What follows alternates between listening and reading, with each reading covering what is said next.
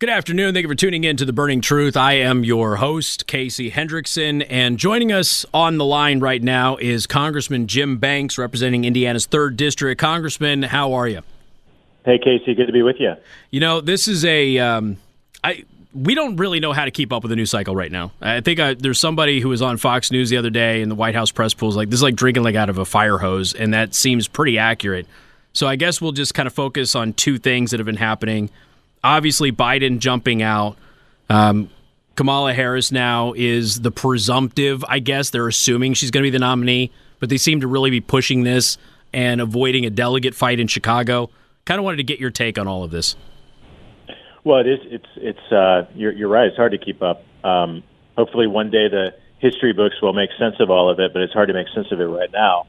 But, you know, Joe Biden spoke to the American people last night. Let me be clear. I don't feel sorry for this man. He's the most corrupt president in American history, I believe. The Biden family is the most corrupt family ever to live in the White House. But this is a feeble old man who isn't coherent enough to be the commander-in-chief or the president. You saw that last night in a very weak speech where he tried to explain why he wasn't running again for president of the United States of America. So to me, it just goes to show the point, the big point here, the big lie, the biggest cover-up in political history is that Kamala Harris and these Democrats lied about Joe Biden.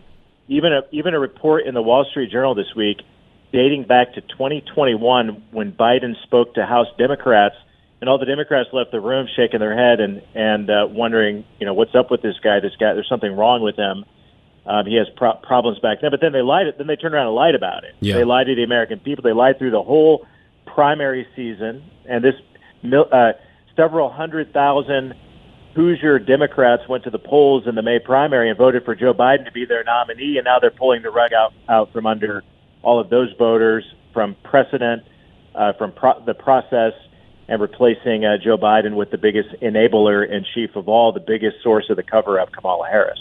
Well, now if you want to challenge Harris at the convention, you have 2 days to file, and then you also have 5 days to prove that you meet the qualifications.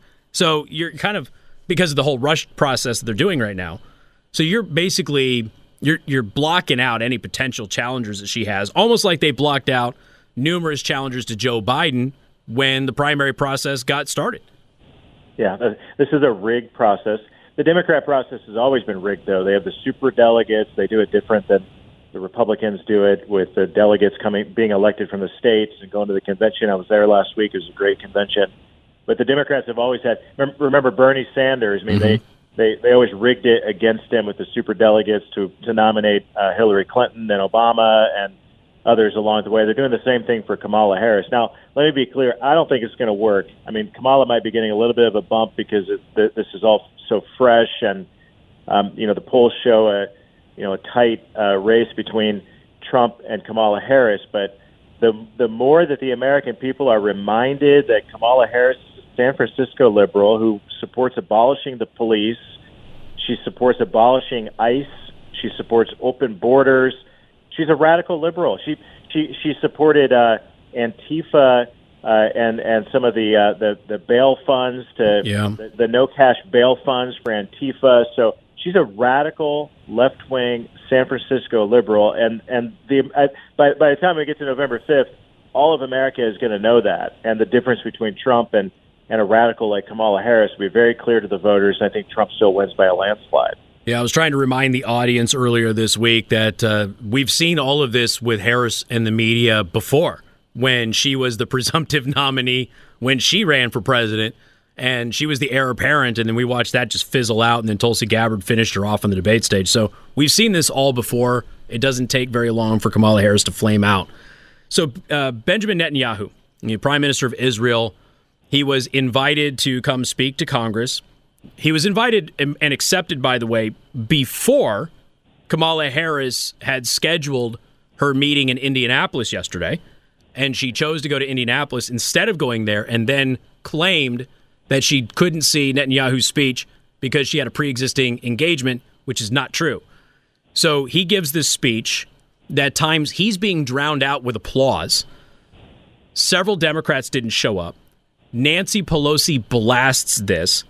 Kamala Harris just, 2 weeks ago, basically celebrates pro-Hamas protesters in the United States. Union Station is vandalized. American flags are taken down. The Liberty Bell is vandalized. They've caused more damage than January 6th at this point in monetary dollars, at least. It qualifies as an insurrection according to the left, Congressman. Will anything actually be done about it, though? Well, not with the Biden Department of Justice, of course not. I mean, and keep in mind, too, that these pro-Hamas protesters are the base of the Democrat Party. Kamala Harris needs these voters to get her elected, as all the Democrats do. They are beholden to those pro-Hamas protesters who were taking down the American flag, burning it, and destroying property in our nation's capital. So with Biden in the White House controlling the Department of Justice, don't count on any type of accountability. But I do think it was like it's the most powerful juxtaposition to me. I mean, you have Prime Minister Netanyahu, who is the Winston Churchill of our time. You know, one of the greatest leaders of the moment.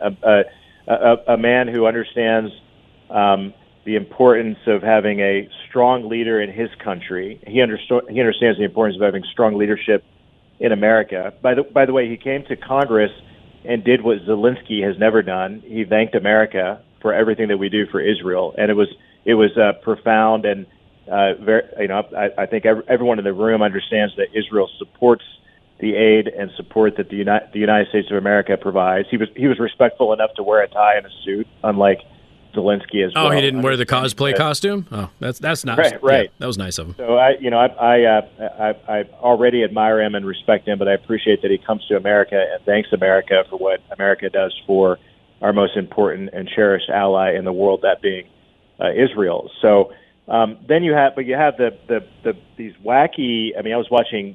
Don't hold this against me. Watching C-SPAN for a little bit yesterday with the pro-Palestine, pro-Hamas protests on the mall of the U.S. Capitol, and these are crazy, wacky people. Even the way they look, the way they dress, the long hair, the clothes, you get code pink. I mean, these are really crazy, radical, and weird people that are getting up on the stage, and in a not a very compelling way, but more of an off-putting way, blasting America and Israel.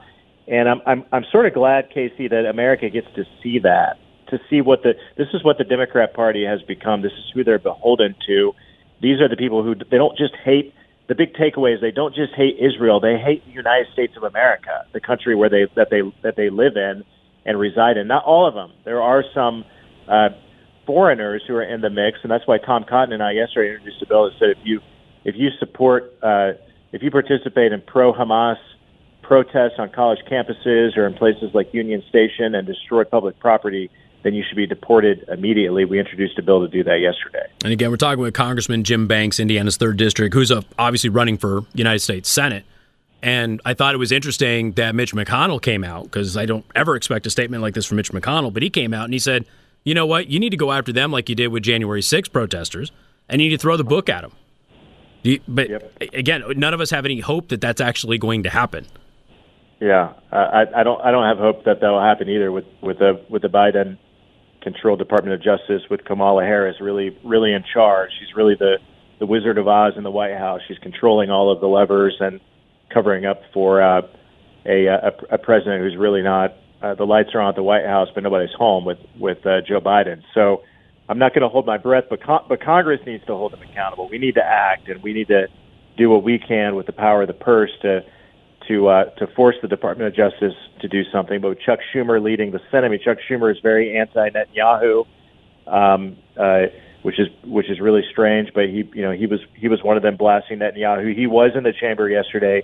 Pelosi skipped it and blasted Netanyahu afterwards. Kamala didn't show up. I guess not only was Kamala in Indianapolis, but she was like visiting with her sorority sisters. I mean, how can that be possibly more important than presiding over a historic joint session of Congress with Prime Minister Netanyahu, our most important ally? Yeah, and again, she claims that there was a scheduling conflict, but she set that up weeks after Netanyahu accepted the invitation to speak. I want to go back to Joe Biden for just a second, Congressman, because there's a rumor out there that he was provided with an ultimatum that you step down from this election or we will invoke the 25th Amendment on you. Now, I don't know if that's true, but that's what people in D.C. are saying happened, and that could explain his absence for a period of time. Is there any effort at all in Congress to maybe investigate that? Because technically that would be a coup. Either the Democrats believe the 25th Amendment applied and they're going to keep him in office now, which is a national security threat, or they felt it didn't apply and it was an attempted coup. Yeah, the short answer, Casey, I don't know, but there should be an investigation into that because I don't know if it's true or not, but all signs point to that. All signs point to the Democrats ganging up on Biden quietly after all of the primaries occurred and at this point, and certainly something that we should investigate. Yeah. All right, Congressman Jim Banks, thank you so much for your time. You want to promote your Senate website? People want to go ahead and volunteer and donate? Check us out at banks4senate.com. Get involved today. Thank you for your support. Have a good day. Always good to talk to you, Congressman. Thank you for your time. All right, ladies and gentlemen, we got more coming up. You're tuned in to The Burning Truth. Podcasts by Federated Media.